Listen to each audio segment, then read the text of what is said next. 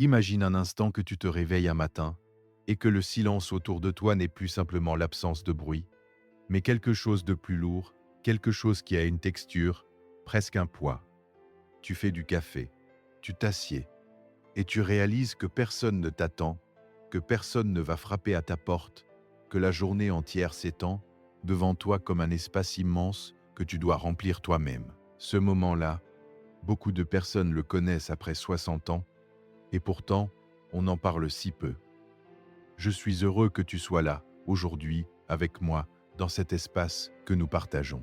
Je m'appelle Christophe André, et depuis des années, j'accompagne des hommes et des femmes qui traversent des moments difficiles, des moments de doute, de solitude, de questionnement profond sur ce que leur vie signifie encore. Et je dois te dire quelque chose d'emblée. Si tu écoutes cet audio aujourd'hui, c'est que quelque chose en toi cherche. Quelque chose en toi veut comprendre, veut trouver un chemin, veut savoir que ce que tu ressens est normal, est humain, est partagé par d'autres. Aujourd'hui, je veux aborder un sujet qui me tient profondément à cœur. Un sujet dont on ne parle pas assez, ni dans les livres grand public, ni dans les conversations de famille, ni même parfois dans les cabinets de psychologie. Ce sujet, c'est la solitude après 60 ans. Pas la solitude choisie, pas la solitude douce du solitaire heureux qui lit au coin du feu. Non. Je veux parler de cette solitude qui arrive sans prévenir, qui s'installe progressivement, et qui un jour te regarde en face et te dit « Voilà où tu en es ». Je veux parler de la dure vérité de vieillir seul, de ce que personne ne te dit vraiment, de ce que la société préfère souvent passer sous silence, parce que c'est inconfortable, parce que ça dérange, parce que ça oblige chacun à regarder sa propre peur de finir ainsi. Mais avant tout, je veux que tu saches ceci. Vieillir seul ne signifie pas avoir échoué. Vieillir seul ne signifie pas que tu es moins aimable, moins intéressant. Ça signifie simplement que la vie t'a amené là où tu es, avec ses tournants, ses pertes, ses choix, ses hasards, et que maintenant, tu dois apprendre à habiter cet espace d'une façon nouvelle. C'est de cela que nous allons parler aujourd'hui, avec honnêteté, avec douceur, et avec l'espoir solide, fondé, que quelque chose peut changer dans ta façon de vivre ce moment de ta vie. Alors installe-toi confortablement, prends une grande respiration, et laisse-moi t'accompagner pendant cette heure. Commençons par quelque chose d'essentiel, avant de parler de solutions, de stratégies, de façon de mieux vivre la solitude. Je voudrais qu'on s'arrête un moment sur ce que la solitude après 60 ans révèle vraiment. Parce que la solitude n'est jamais simplement l'absence des autres. Elle est toujours, en profondeur, une invitation à se rencontrer soi-même, et cette rencontre-là, elle peut être douce, mais elle peut aussi être très difficile. Quand on vieillit seul, le premier choc, c'est souvent le choc du miroir. Non pas le miroir physique, même si celui-là aussi peut être difficile à regarder, mais le miroir intérieur, celui qui te montre qui tu es quand il n'y a plus personne pour définir qui tu es, quand il n'y a plus un conjoint qui te dit que tu es drôle, ou courageux, ou bon cuisinier, quand il n'y a plus des enfants qui ont besoin de toi, quand il n'y a plus un travail qui te donne un titre, un rôle, une utilité clairement définie. Qui es-tu toi? Quand tout cela disparaît, c'est une question que beaucoup de personnes évitent pendant toute leur vie active. Elles se définissent par leur rôle. Je suis père, je suis médecin, je suis époux, je suis la personne qui gère, qui organise, qui s'occupe de tout. Et puis un jour, ces rôles s'effacent l'un après l'autre, les enfants partent, le conjoint disparaît, parfois par la mort, parfois par la séparation.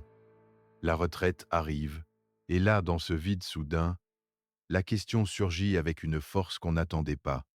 Mais moi, au fond, qui suis-je? J'ai rencontré une femme, appelons-la Marguerite, 67 ans, ancienne infirmière. Elle avait passé toute sa vie à prendre soin des autres. Ses patients, ses enfants, son mari malade pendant les dernières années. Et quand son mari est décédé, quand ses enfants ont eu leur propre vie bien remplie, quand elle a pris sa retraite, elle m'a dit quelque chose que je n'oublierai jamais. Elle m'a dit « Je ne sais plus quoi faire de mes mains. Elles ont toujours servi quelqu'un. Maintenant, elles ne servent plus rien. » Ce n'était pas une plainte anodine. C'était une crise d'identité profonde. Ses mains, c'était sa façon d'exister dans le monde. Et sans quelqu'un à soigner, elle ne savait plus comment justifier sa présence. Cette histoire, je la partage parce que je sais que beaucoup d'entre vous se reconnaissent dans quelque chose de similaire. Peut-être pas exactement dans les mêmes détails, mais dans cette sensation de flottement, de perte de repères, de ne plus savoir très bien à quoi on sert, à quoi on appartient, ce qu'on est censé faire de ces journées qui s'allongent. Et voilà la première vérité que personne ne te dit vraiment.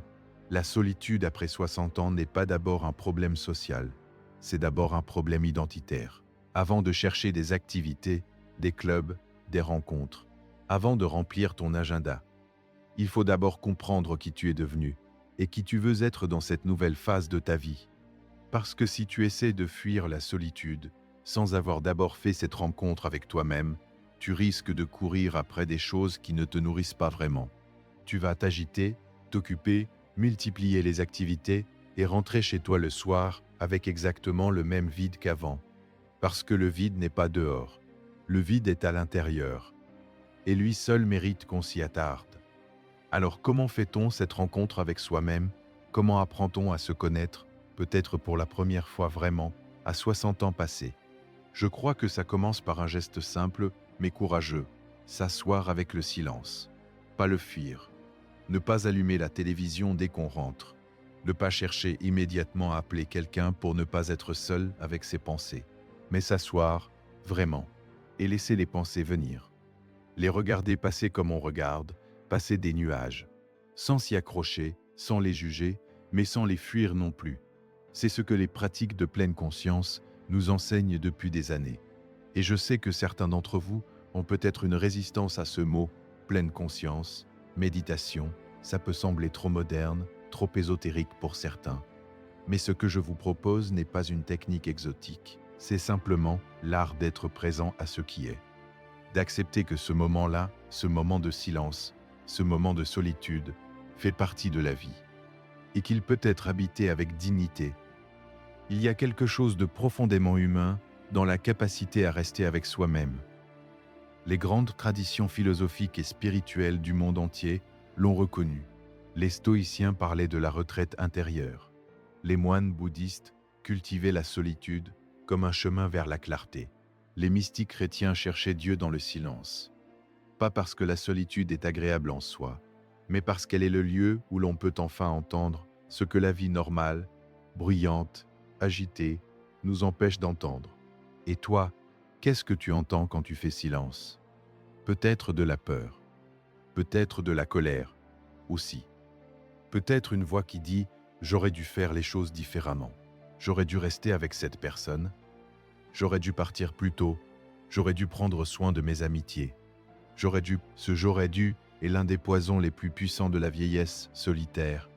Et c'est la deuxième vérité que je veux aborder avec toi, le regret, la rumination, cette tendance très humaine, à rejouer le passé encore et encore, à chercher le moment où les choses auraient pu être différentes, à se punir pour des choix qui semblent maintenant avoir été des erreurs. Quand on est seul et qu'on a du temps et que le silence est là, le regret a beaucoup d'espace pour s'installer. Et il peut devenir tyrannique. J'ai connu un homme, appelons-le Georges, 72 ans, divorcé depuis 20 ans. Il vivait seul dans un appartement en banlieue. Ses enfants lui rendaient visite 2 ou 3 fois par an.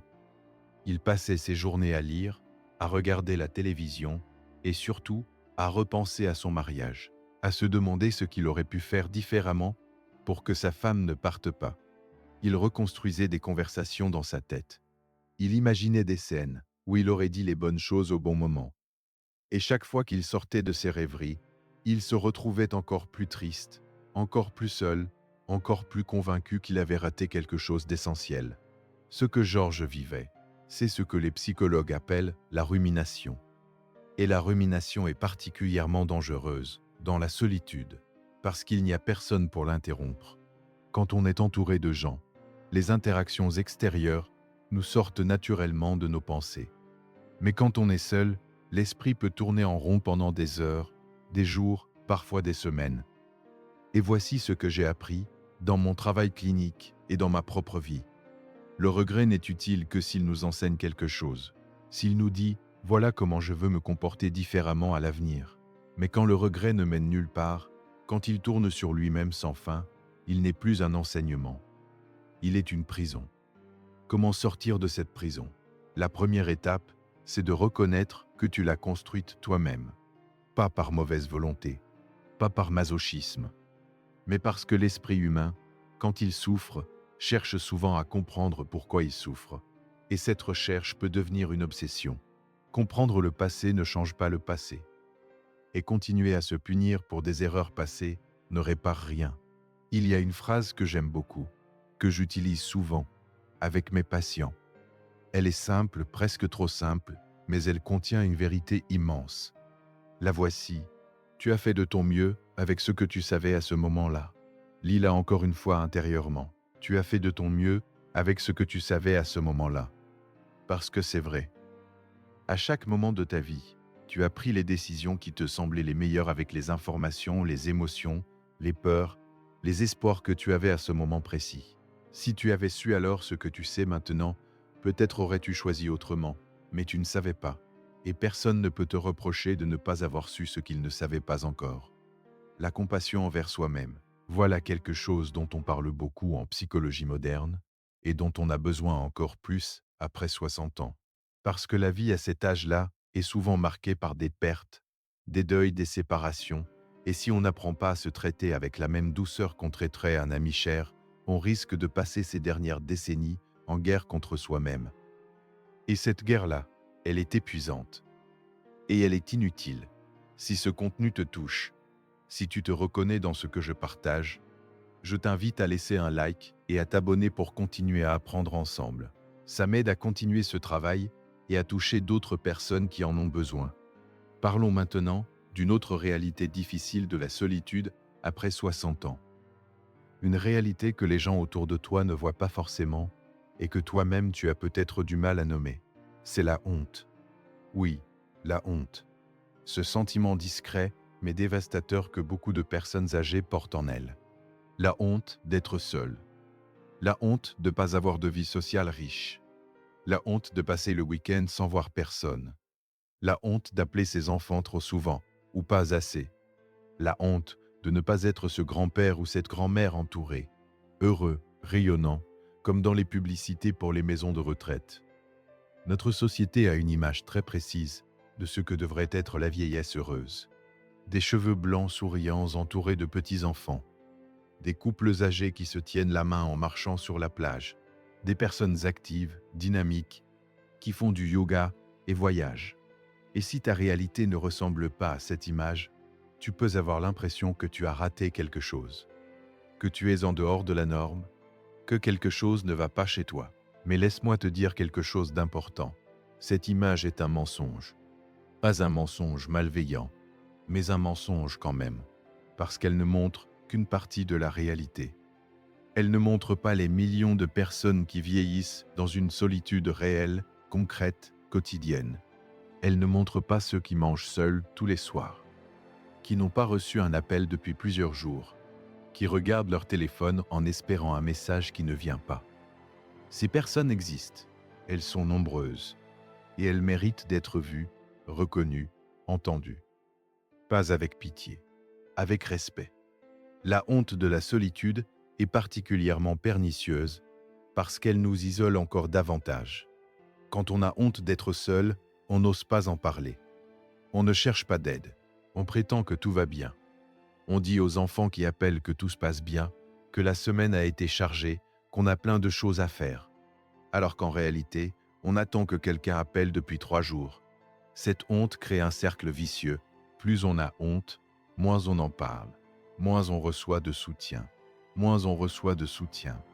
Plus on se sole, plus on se sent seul, plus on a honte. Pour sortir de ce cercle, il faut d'abord nommer ce qu'on ressent. Pas nécessairement à quelqu'un d'autre, pas forcément tout de suite, mais à soi-même. Dire, intérieurement ou à voix haute si tu es seul chez toi, « Je me sens seul ». Et c'est difficile. Et j'ai parfois honte de l'admettre. Et c'est humain. Cette reconnaissance simple est déjà un acte de courage. Parce qu'elle rompt le déni. Elle arrête la performance. Elle dit « Voilà où j'en suis. Et voilà ce que je ressens vraiment. » Et une fois qu'on a nommé la chose, on peut commencer à y travailler. Pas à la fuir, pas à la nier, mais à la travailler comme on travaille la terre pour la rendre fertile. Je voudrais maintenant aborder quelque chose que je trouve particulièrement important et qui est souvent négligé dans les conversations sur la solitude des personnes âgées. C'est la question du corps. Vieillir seul, c'est aussi vieillir dans un corps qui change, qui souffre parfois, qui fatigue plus vite, qui a besoin de soins. Et quand on est seul, le rapport au corps peut devenir très particulier. Parfois on le néglige parce qu'il n'y a personne pour remarquer si on a bonne mine ou mauvaise mine. Parfois on en devient obsédé parce que chaque douleur, chaque symptôme devient une source d'inquiétude amplifiée par le fait de n'avoir personne à qui en parler immédiatement. J'ai rencontré une dame, appelons-la Hélène, 64 ans, qui vivait seule depuis la mort de son mari. Elle m'a raconté quelque chose de très touchant. Elle m'a dit « Depuis que je suis seule, je ne sais plus si j'ai vraiment mal ou si j'ai juste besoin qu'on s'occupe de moi. » Cette phrase m'a beaucoup touché parce qu'elle révèle quelque chose de profondément humain. Le corps et le lien affectif sont intimement connectés. Le toucher, la présence physique de quelqu'un, le fait d'être vu et entendu dans sa souffrance physique, tout cela fait partie du soin. Et quand on est seul, on en est privé. Les chercheurs ont montré que la solitude chronique a des effets réels, mesurables, sur la santé physique. Elle augmente l'inflammation dans le corps, elle perturbe le sommeil, elle affaiblit le système immunitaire, elle augmente le risque de maladies cardiovasculaires. La solitude n'est pas seulement une souffrance émotionnelle, c'est une réalité physiologique. Et pourtant, quand on parle de santé après 60 ans, on parle de cholestérol, de tension artérielle, de glycémie. On parle rarement de lien social comme d'un facteur de santé fondamental, alors qu'il l'est. Prendre soin de son corps quand on est seul, c'est donc un acte important, non pas par vanité, mais parce que le corps est le seul endroit où tu habites vraiment. Et en prendre soin, c'est te respecter. C'est te dire à toi-même, ma vie a de la valeur. Mon corps mérite d'être nourri, bougé, soigné, même si personne d'autre ne le voit. Marcher. Cuisiner un vrai repas pour soi, pas juste un sandwich avalé devant la télévision. Dormir à des heures régulières. Aller voir son médecin, non pas seulement quand on est malade, mais pour entretenir sa santé. Ces gestes simples sont des actes d'amour envers soi-même. Et l'amour envers soi-même est le fondement de tout le reste. Faisons une pause un instant dans cette réflexion. Je voudrais que tu prennes un moment pour toi. Ferme les yeux si tu le peux, respire profondément et pose-toi cette question sans chercher à y répondre tout de suite. Juste la laisser résonner en toi. Est-ce que je prends soin de moi comme je prendrais soin de quelqu'un que j'aime? Souvent, la réponse est non. On est bien plus indulgent avec les autres qu'avec soi-même. On excuserait facilement un ami qui néglige son alimentation parce qu'il est triste, mais on se juge sévèrement pour la même chose. On encouragerait un proche à aller se promener, à prendre l'air, à faire quelque chose de beau pour lui. Mais on ne se donne pas cette permission à soi-même. Pourquoi? Parce que quelque part, on n'est pas convaincu qu'on le mérite. Et cette conviction-là, souvent inconsciente, est l'un des obstacles les plus puissants à une vie meilleure dans la solitude. La mériter, se sentir digne de soins, d'attention, de bonheur, même quand on est seul, même quand on vieillit, même quand on vieillit, même quand la vie n'a pas tourné comme on l'espérait. Voilà le travail de fond. Voilà ce sur quoi je veux qu'on continue de réfléchir ensemble. Si ce que tu entends te parle, si tu sens que ce contenu peut aider quelqu'un que tu connais, pense à le partager et abonne-toi pour ne manquer aucun de nos prochains épisodes. Ensemble, on avance mieux. Parlons maintenant des relations. Parce que la solitude après 60 ans n'est pas toujours une solitude totale. Beaucoup de personnes ont des enfants, des petits-enfants, des frères et sœurs, quelques amis. Et pourtant, elles se sentent profondément seules. Comment est-ce possible? Parce qu'il y a une différence fondamentale entre être entouré et être compris. On peut avoir des gens autour de soi et se sentir complètement invisible. On peut appeler ses enfants tous les jours et avoir l'impression de parler à travers un mur de verre. On peut être à une table de famille pour Noël et se sentir plus seul que dans son appartement vide. Cette solitude-là, la solitude dans la relation, est souvent la plus douloureuse, parce qu'elle est accompagnée d'une attente déçue. On espère être vu, entendu, compris par ceux qu'on aime. Et quand ça ne se produit pas, la douleur est décuplée par la déception. Pourquoi les relations se distendent-elles avec l'âge? Il y a plusieurs raisons. Les enfants ont leur propre vie, leurs propres préoccupations. Le monde va vite et les générations se comprennent de moins en moins. Les technologies changent les modes de communication et pas toujours dans le sens qui favorise la profondeur. Les amis d'enfance et de jeunesse disparaissent, meurent, déménagent. Et recréer des liens profonds à 60 ans ou plus, c'est plus difficile qu'à 20 ans. Pas impossible, mais plus difficile. Il y a aussi quelque chose de plus subtil. Avec l'âge, beaucoup de personnes développent une sorte de rigidité relationnelle. Elles ont leurs habitudes, leur façon de faire, leurs opinions bien arrêtées. Et elles ont moins de patience pour s'adapter à l'autre, pour tolérer les différences, pour traverser les frictions inévitables de toute relation. Ce qui fait que même quand des opportunités de lien se présentent, elles peuvent être rejetées, consciemment ou non. J'ai connu un homme, appelons-le Raymond, 69 ans. Il se plaignait de ne pas avoir d'amis. Mais quand je l'écoutais parler des gens qu'il rencontrait, je remarquais un schéma. Il trouvait toujours quelque chose qui ne lui convenait pas. Celui-là parlait trop. Celle-là était trop superficielle. Cet autre avait des opinions politiques insupportables. Et chaque fois, il se retirait. Chaque fois, il maintenait la distance. Et puis il revenait me voir en disant qu'il n'avait personne. Ce que Raymond vivait, c'est ce que j'appelle la solitude défensive. Une solitude qu'on crée soi-même, parfois sans s'en rendre compte, pour se protéger de la vulnérabilité que demande toute vraie relation. Parce que se lier à quelqu'un, c'est prendre le risque d'être déçu, d'être blessé, d'être blessé. Et après des années de vie, après avoir connu des pertes et des trahisons, ce risque peut sembler trop grand.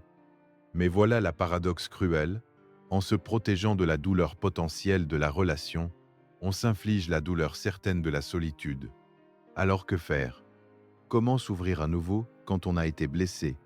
Comment faire confiance quand la vie a parfois trahi cette confiance? Je crois que ça commence par accepter que la vulnérabilité n'est pas une faiblesse.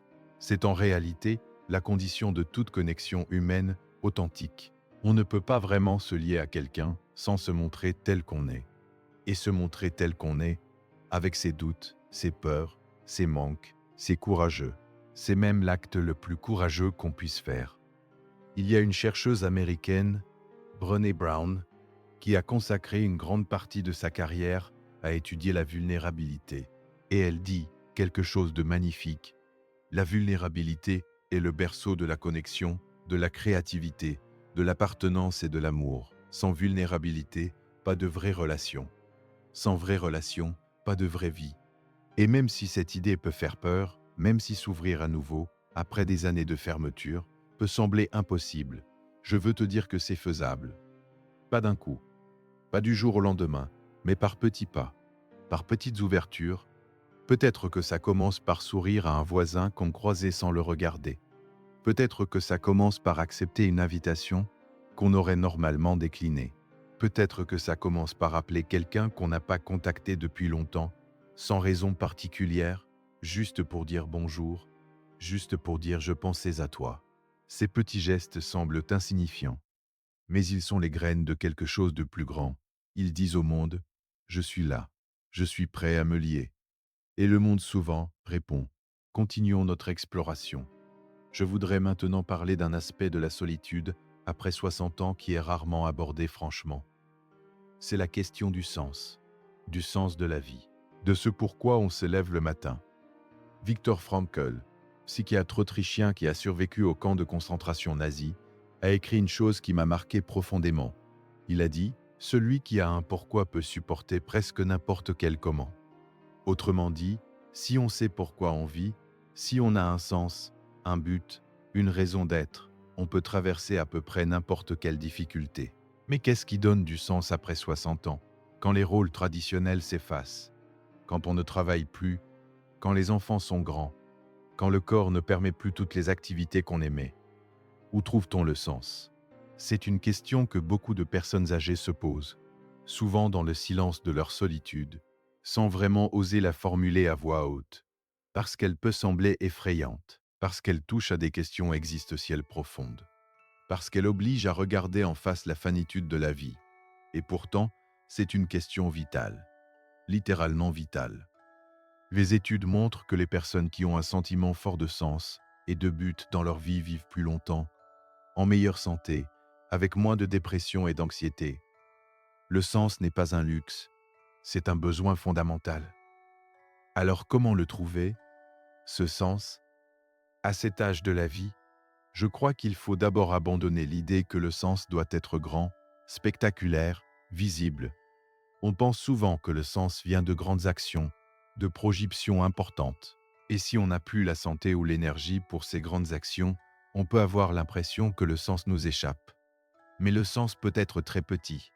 Le sens peut être dans un jardin qu'on cultive, dans une lettre qu'on écrit à un petit enfant, dans un plat qu'on prépare avec soin, dans un appel téléphonique qu'on passe à quelqu'un qui en a besoin, dans un livre qu'on lit et qui ouvre une fenêtre sur le monde, dans une promenade qu'on fait en observant les saisons changer. Le sens est partout si on apprend à le voir. Et voir le sens dans les petites choses, c'est une compétence qu'on peut développer. Ce n'est pas une question de chance ou de tempérament. C'est une façon d'orienter son attention. Il y a un exercice que je propose souvent et qui peut sembler très simple, presque trop simple. Chaque soir, avant de dormir, note 3 choses qui ont eu de la valeur dans ta journée. Pas forcément 3 choses extraordinaires, juste 3 moments qui ont une texture, une saveur, un sens. Un rayon de soleil sur ta main, une conversation agréable avec le boulanger, un chapitre de livre qui t'a fait réfléchir, une tasse de thé bu lentement, en conscience. Cet exercice, pratiqué régulièrement, recalibre l'attention. Il entraîne le cerveau à chercher le bien, à remarquer ce qui vaut la peine d'être remarqué, au lieu de se focaliser automatiquement sur ce qui manque, ce qui fait mal, ce qui n'est pas là, ce qui n'est pas là. Et progressivement, la vie commence à sembler moins vide, pas parce qu'elle a changé objectivement, mais parce que tu la regardes différemment. Si ce contenu t'est utile, je t'encourage à laisser un commentaire pour me dire ce qui te touche, ce qui résonne pour toi. Et si tu n'es pas encore abonné, c'est le moment. Chaque semaine, je partage des réflexions comme celle-ci pour t'accompagner dans ta vie intérieure. Je veux maintenant aborder un sujet qui peut sembler tabou, mais qui est réel, et qui mérite d'être dit clairement. C'est la question de la dépression dans la vieillesse solitaire. La dépression après 60 ans est souvent mal reconnue, mal diagnostiquée, et donc mal traitée, parce qu'on la confond avec la tristesse normale du vieillissement. On se dit, c'est normal d'être moins joyeux quand on est vieux et seul. C'est normal de ne pas avoir envie de grand-chose. C'est normal de se sentir fatigué et sans élan. Mais non, ce n'est pas normal, ce n'est pas inévitable. Et ce n'est pas une fatalité. La dépression est une maladie, une vraie maladie, avec des causes biologiques, psychologiques et sociales. Et elle se traite. Elle peut être soulagée, parfois guérie. Mais pour cela, il faut d'abord la reconnaître. Quels sont les signes? Une tristesse persistante qui dure plus de 2 semaines, une perte d'intérêt pour des choses qui vous plaisaient avant. Des troubles du sommeil, soit dormir trop, soit ne plus dormir. Une fatigue profonde qui ne passe pas avec le repos. Des pensées négatives récurrentes sur soi-même, sur le futur, sur la vie en général. Un sentiment de vide, d'inutilité, de ne pas valoir grand-chose. Si tu reconnais plusieurs de ces signes en toi, je t'encourage fortement à en parler à un médecin. Pas parce que tu es faible, pas parce que tu es fou, mais parce que tu mérites d'être aidé. Et parce qu'il existe des solutions. La psychothérapie est très efficace pour la dépression, y compris chez les personnes âgées. Les thérapies cognitives et comportementales, la thérapie d'acceptation et d'engagement. Les approches basées sur la pleine conscience, toutes ces approches ont montré des résultats solides. Et parfois, un soutien médicamenteux peut être nécessaire, temporairement, pour aider le cerveau à retrouver son équilibre chimique. Ce que je veux que tu retiennes de ceci, c'est que souffrir en silence n'est pas une obligation. Que demander de l'aide n'est pas une honte. Que ta souffrance mérite d'être prise au sérieux, par toi-même d'abord, et par les professionnels de santé ensuite. Il y a un courage particulier dans le fait de dire « je ne vais pas bien ». et je veux aller mieux, ce courage-là, beaucoup de personnes de ta génération ne se l'accordent pas, parce qu'elles ont été élevées dans l'idée qu'il faut tenir, qu'il faut faire face, qu'on ne se plaint pas. Mais tenir en souffrant en silence n'est pas de la force, c'est de l'isolement. Et l'isolement ne guérit pas. La vraie force, c'est de tendre la main. La vraie force, c'est de dire « j'ai besoin d'aide » et de la recevoir. Parlons maintenant de quelque chose de plus lumineux. Parlons de ce que la solitude, quand elle est bien traversée, peut offrir. Parce que je ne veux pas que cet audio soit seulement une liste de difficultés et de souffrances. Je veux aussi te parler de ce qui est possible. De ce que la vie après 60 ans, même seule, peut contenir de beau, de riche, de précieux. La solitude bien vécue, c'est d'abord la liberté. Une liberté que beaucoup de gens n'ont jamais connue. La liberté de choisir comment passer son temps, de se lever à l'heure qu'on veut, de manger ce qu'on veut, de lire jusqu'à minuit si ça nous chante, de partir en voyage spontanément, de changer d'avis sans avoir à négocier avec personne, de vivre selon ses propres rythmes, ses propres valeurs, ses propres désirs. Beaucoup de personnes qui ont passé des décennies à s'adapter aux besoins des autres, à leurs conjoints, à leurs enfants, à leur employeur, découvrent dans la solitude une liberté qu'elles n'avaient jamais goûtée. Et cette liberté peut être enivrante si on apprend à l'embrasser plutôt qu'à la fuir. La solitude bien vécue, c'est aussi l'occasion d'une créativité retrouvée. Combien de personnes ont des rêves qu'elles ont mis de côté pendant des années? Apprendre à peindre, écrire, jouer d'un instrument, jardiner, cuisiner vraiment, voyager dans des endroits qu'on a toujours voulu voir.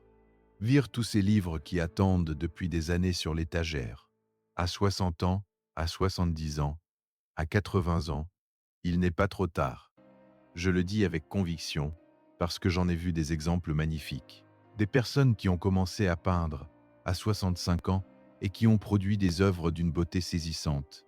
Des personnes qui ont écrit leur premier roman à 70 ans. Des personnes qui ont appris une nouvelle langue à 68 ans, pas pour prouver quelque chose, pas pour impressionner quelqu'un, mais pour le pur plaisir d'apprendre, de créer, d'être vivant. La créativité est un besoin humain fondamental, et elle ne connaît pas de limite d'âge. Le cerveau reste plastique, capable d'apprendre, capable de créer bien plus longtemps qu'on ne le croit généralement. Et s'engager dans une activité créative est l'un des meilleurs remèdes contre la solitude et la dépression, parce que ça donne un but. Ça donne une raison de se lever. Ça donne quelque chose à partager avec les autres, si on le souhaite. La solitude bien vécue, c'est enfin l'occasion d'une sagesse, qui ne peut s'acquérir qu'avec le temps. Une sagesse sur soi-même, sur ce qui compte vraiment, sur ce qu'on veut laisser derrière soi, sur la façon dont on veut être dans le monde pour les années qui restent. Il y a quelque chose que j'observe souvent chez les personnes qui ont traversé des périodes difficiles de solitude et qui ont appris à les habiter avec dignité. Elles développent une profondeur, une présence, une qualité d'écoute qui est rare. Elles ont appris à être avec elles-mêmes. Et cette capacité-là, être vraiment avec soi-même, les rend capables d'être vraiment avec les autres, d'une façon plus authentique, plus profonde, moins superficielle. La solitude, quand elle est traversée consciemment, peut être une école de l'humanité. Elle peut nous apprendre ce que nous n'aurions jamais appris autrement. Si ce chemin de réflexion te parle, je t'invite à partager cet audio avec quelqu'un qui pourrait en avoir besoin. Et si tu n'es pas encore abonné, rejoins notre communauté pour continuer à explorer ces questions ensemble. Je veux maintenant te parler de quelque chose de concret, de pratique. Parce que les réflexions sont importantes, mais elles ne suffisent pas. Il faut aussi des actions, des petits gestes quotidiens qui, mis bout à bout, changent la texture de la vie. Je vais te proposer ce que j'appelle les 5 piliers d'une vie solitaire bien habitée. Ce ne sont pas des recettes miracles, ce ne sont pas des solutions définitives, mais ce sont des directions, des boussoles, des points d'appui. Le premier pilier, c'est la structure. Quand on est seul, la journée peut facilement se dissoudre, sans horaires imposés par l'extérieur, sans obligation, sans quelqu'un qui attend qu'on soit à table à midi. Le temps peut devenir flou, indistinct, pesant. Et ce flou contribue à la dépression et à l'isolement. Se donner une structure, c'est se donner un cadre, se lever à une heure fixe, Prendre ses repas à des heures régulières. Planifier des activités, même petites, même simples. Avoir un rituel du matin, un rituel du soir. Ce cadre n'est pas une prison, c'est un soutien. Il dit à ton cerveau, la vie a un rythme, la vie a un sens, la vie avance. Le deuxième pilier, c'est le mouvement, le corps a besoin de bouger. Pas nécessairement de faire du sport intensif, mais de marcher, de s'étirer, de danser dans son salon si ça lui chante. Le mouvement libère des endorphines, ces molécules du bien-être, il améliore le sommeil, il réduit l'anxiété, il donne de l'énergie. Et il est gratuit, accessible à presque tous, à presque tous, à presque tous. Marcher dehors est particulièrement bénéfique, parce que la nature a un effet apaisant sur le système nerveux, parce que le contact avec la lumière naturelle régule les rythmes biologiques, et parce que dehors, on croise des gens, on voit le monde, on sort de l'espace fermé de son appartement et de ses pensées. Le troisième pilier, c'est la connexion. Et ici, je veux être précis. La connexion ne signifie pas nécessairement avoir beaucoup d'amis ou une vie sociale intense. Pour certains, ça peut signifier un appel téléphonique par semaine avec quelqu'un de proche. Pour d'autres, participer à un groupe, un atelier, une association. Pour d'autres encore, avoir des interactions régulières avec des voisins, des commerçants, des gens du quartier. Ce qui compte, ce n'est pas la quantité, c'est la qualité. C'est d'avoir au moins quelques moments par semaine où on se sent vraiment vu, vraiment en lien avec un autre être humain. Et si ces connexions n'existent pas encore dans ta vie, elles peuvent se créer. Pas du jour au lendemain, mais par petits pas. En disant oui à une invitation qu'on aurait refusée, en rejoignant un groupe autour d'une activité qu'on aime, en se portant volontaire pour une cause qui nous tient à cœur, en allant régulièrement dans un café, une bibliothèque, un lieu où des gens se retrouvent. Le quatrième pilier, c'est l'apprentissage. Continuer à apprendre à tout âge est l'une des meilleures façons de rester vivant intérieurement. Apprendre quelque chose de nouveau stimule le cerveau, crée de nouvelles connexions neuronales, donne un sentiment de compétence et de croissance. Et l'apprentissage peut prendre 1000 formes. Lire, écouter des podcasts, regarder des documentaires, prendre des cours en ligne ou en présentiel, apprendre une langue, un instidana. L'apprentissage dit aussi quelque chose d'important à soi-même, je ne suis pas fini. Il y a encore des choses à découvrir. La vie n'est pas derrière moi, elle est aussi devant moi. Le cinquième pilier, c'est la contribution. Donner quelque chose, pas nécessairement de l'argent, mais du temps, de l'attention, des compétences. Aider quelqu'un, être utile à quelque chose de plus grand que soi. Participer à la vie de la communauté. La contribution est peut-être le pilier le plus puissant contre la solitude et le sentiment d'inutilité, parce qu'elle répond directement à la question « À quoi je sers ?» Elle dit « Tu sers à ceci, tu as une place dans le monde, tu contribues à quelque chose ». Que ce soit s'occuper de ses petits-enfants, faire du bénévolat dans une association, aider un voisin, partager son expérience et ses connaissances avec des plus jeunes, toutes ces formes de contribution ont une valeur immense pour ceux qu'on aide et pour soi-même. Ces 5 piliers, structure, mouvement, connexion, apprentissage, contribution, ne sont pas une liste de choses à faire immédiatement et tout en même temps. C'est une direction, un horizon. Et chaque pas dans cette direction, même petit, compte. Je voudrais maintenant aborder quelque chose qui me tient profondément à cœur. Quelque chose dont on parle encore moins que de la solitude elle-même. C'est la question de la réconciliation avec sa propre vie. Vieillir seul, c'est aussi vieillir avec l'histoire de sa vie. Avec tout ce qu'on a vécu, tout ce qu'on n'a pas fait. Et cette histoire peut être lourde à porter. Elle peut contenir des regrets profonds, des blessures non cicatrisées, des relations abîmées, des rêves abandonnés. La réconciliation avec sa propre vie, c'est un travail psychologique et spirituel profond.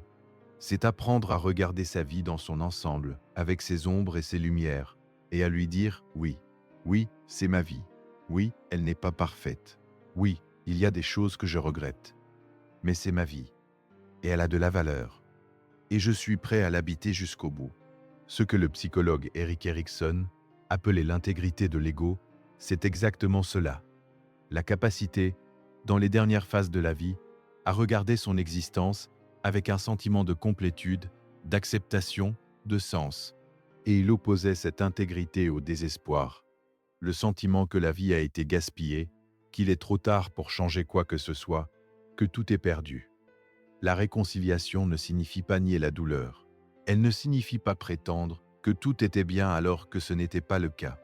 Elle signifie intégrer, mettre ensemble les pièces du puzzle, même les pièces difficiles, et voir dans l'ensemble quelque chose qui a du sens. Comment fait-on ce travail de réconciliation? Parfois avec l'aide d'un thérapeute, parfois en écrivant, en tenant un journal de vie, en racontant son histoire à quelqu'un de confiance, parfois en revisitant des lieux, des photos, des lettres, parfois simplement en prenant le temps de s'asseoir et de laisser les souvenirs venir, sans les juger, avec une curiosité bienveillante. Il y a quelque chose de très beau qui peut se passer dans ce processus. On découvre souvent, en revisitant sa vie, des choses qu'on n'avait pas vues sur le moment, des moments de grâce qu'on avait oubliés, des forces qu'on avait manifestées sans s'en rendre compte, des personnes qui ont compté plus qu'on ne le pensait, des moments de bonheur simples qu'on avait laissés passer sans vraiment les savourer. Et on découvre aussi, parfois, que même les épreuves les plus difficiles ont apporté quelque chose. Pas que la souffrance était bonne en soi, mais qu'on en a tiré quelque chose, qu'on en est sorti différent, peut-être plus profond, plus empathique, plus sage. Cette relecture de sa propre vie, avec un regard bienveillant, est l'un des travaux les plus importants qu'on puisse faire dans la seconde moitié de l'existence. Et c'est un travail qui ne peut se faire que dans le calme, dans la solitude, dans cet espace intérieur que la vie agitée ne nous laisse pas toujours. Voilà peut-être le cadeau caché de la solitude. Elle nous donne le temps et l'espace pour ce travail-là, pour cette rencontre avec notre propre histoire, pour cette réconciliation avec qui on a été, qui on veut encore être. Si ce contenu te touche, je t'invite vraiment à laisser un like et à t'abonner. Ce sont des gestes simples qui m'aident énormément à continuer ce travail et à le partager avec le plus grand nombre. Je veux maintenant te parler de quelque chose d'important avant de conclure. Je veux te parler de l'espoir. Pas un espoir naïf, pas un espoir qui nie la réalité, mais un espoir fondé, solide, ancré dans ce que nous savons de la capacité humaine à changer, à grandir, à trouver du sens même dans les circonstances les plus difficiles. L'espoir, c'est de savoir que tu n'es pas seul dans cette expérience, que des millions de personnes dans le monde vivent quelque chose de similaire à ce que tu vis, que ta souffrance est réelle et reconnue, et que des chemins existent pour aller mieux. L'espoir, c'est de savoir que le cerveau humain reste plastique jusqu'à la fin de la vie, qu'il peut créer de nouveaux circuits, apprendre de nouvelles façons de penser, développer de nouvelles habitudes, que tu n'es pas condamné à être demain comme tu es aujourd'hui. L'espoir, c'est de savoir que des liens peuvent se créer à n'importe quel âge, que des amitiés profondes peuvent naître à 70 ans, à 80 ans, que l'amour, sous toutes ses formes, l'amour romantique, l'amour amical, l'amour pour la vie, pour la nature, pour l'art, ne connaît pas de date de péremption. L'espoir, c'est de savoir que chaque jour est une nouvelle occasion, pas de tout changer d'un coup, mais de faire un petit pas. Un seul petit pas vers plus de vie, plus de liens, plus de sens. J'ai une image qui me revient souvent et que je veux partager avec toi. C'est l'image d'un arbre en hiver. En hiver, l'arbre semble mort. Ses branches sont nues, sombres, immobiles. Il n'y a pas de feuilles, pas de fleurs, pas de fruits. Et pourtant, à l'intérieur de l'arbre, la sève continue de circuler. La vie continue, silencieuse, invisible, mais bien présente. Et quand le printemps arrive, l'arbre se couvre à nouveau de feuilles, de fleurs, de promesses. Tu peux être dans ton hiver, tu peux te sentir nu, sombre, sans élan. Mais la sève circule encore en toi. La vie est encore là, silencieuse peut-être, mais bien présente. Et ton printemps peut encore venir. Pas le même printemps qu'à 20 ans, un printemps différent. Plus intérieur, plus profond peut-être. Mais un printemps quand même, je crois en cela. Profondément. Parce que je l'ai vu. Parce que j'ai accompagné des personnes qui semblaient au fond du gouffre et qui ont trouvé un chemin vers la lumière. Pas parce que leur situation extérieure avait radicalement changé, mais parce qu'elles avaient changé leur façon de la regarder, de l'habiter, de s'y tenir. Et si elles l'ont fait, tu peux le faire aussi. Permettons-nous maintenant de récapituler ensemble le chemin que nous avons parcouru dans cet audio. Parce que je veux que tu repartes avec quelques points clairs, quelques directions à garder en tête. Nous avons parlé de la crise identitaire qui accompagne souvent la solitude. Après 60 ans, cette question fondamentale, qui suis-je quand mes rôles disparaissent? Et la réponse que j'ai voulu te donner, tu es bien plus que tes rôles. Tu as une identité profonde, une essence, qui ne dépend pas de ce que tu fais pour les autres. Nous avons parlé du regret et de la rumination, de cette tendance à rejouer le passé en cherchant où les choses ont mal tourné. Et j'ai voulu te rappeler cette vérité simple mais libératrice. Tu as fait de ton mieux avec ce que tu savais à ce moment-là. Nous avons parlé de la honte de la solitude, de ce sentiment douloureux d'être en dehors d'une norme sociale qui n'existe pas vraiment. Et j'ai voulu te dire, ta solitude ne dit rien de ta valeur. Elle dit simplement où tu en es dans ta vie, et cela peut changer. Nous avons parlé du corps, de l'importance de prendre soin de soi physiquement, non par vanité, mais par respect de soi, parce que le corps est le seul endroit où tu habites vraiment. Nous avons parlé des relations, de la différence entre être entouré et être compris, et du courage qu'il faut pour s'ouvrir à nouveau, pour accepter la vulnérabilité qui est la condition de toute vraie connexion. Nous avons parlé du sens, de la nécessité d'avoir un pourquoi, même petit, même simple, et de la façon dont le sens peut se trouver dans les gestes quotidiens les plus ordinaires. Nous avons parlé de la dépression, de l'importance de la reconnaître et de chercher de l'aide sans honte. Nous avons parlé des cadeaux possibles de la solitude, la liberté, la créativité, la sagesse, la profondeur intérieure. Nous avons parlé des 5 piliers d'une vie solitaire bien habitée: structure, mouvement, connexion, apprentissage, contribution. Et nous avons parlé de la réconciliation avec sa propre vie, de ce travail profond et beau qui consiste à regarder son histoire avec bienveillance et à lui dire oui. Tout cela forme un chemin, pas un chemin facile, pas un chemin sans obstacles, mais un chemin possible. Un chemin que d'autres ont emprunté avant toi, et sur lequel tu n'es pas seul, même si parfois il peut sembler ainsi. Je veux terminer par quelque chose que je veux que tu emportes avec toi, dans ta journée, dans ta semaine, dans ta vie. Une idée simple, une image, une invitation. Imagine que ta vie est une maison. Une maison que tu as construite au fil des années, avec tes choix, tes expériences, tes relations, tes joies et tes peines. Cette maison a peut-être des pièces que tu n'as pas ouvertes depuis longtemps, des pièces fermées à clé, parce qu'elles contiennent des choses difficiles, des pièces poussiéreuses, parce que tu n'y es pas entré depuis des années, des pièces que tu as oubliées, parce que la vie t'a emmené ailleurs. Mais cette maison est à toi, elle t'appartient entièrement, et il n'est jamais trop tard pour en explorer les pièces, pour ouvrir les fenêtres et laisser entrer la lumière, pour redécorer ce qui peut l'être, pour accueillir des visiteurs dans les pièces que tu as préparées pour eux. Ta vie, après 60 ans, n'est pas un couloir qui mène vers une sortie. C'est encore une maison entière, avec des pièces à découvrir, des espaces à habiter, des lumières à allumer. Et moi, je suis là, dans cet audio, dans ces mots, pour te dire, entre dans ta maison. Elle t'attend. Merci de m'avoir accompagné jusqu'ici.